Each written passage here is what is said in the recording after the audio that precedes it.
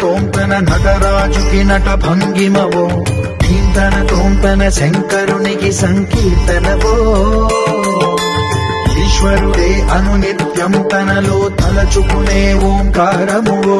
శివ హృదయం కరిగించే ఆ పంచాక్షరివో నీ మదిలో మహాదేవుడినే కొలువుంకన కైలాసమువో అతని పాదము చందన వెలిగే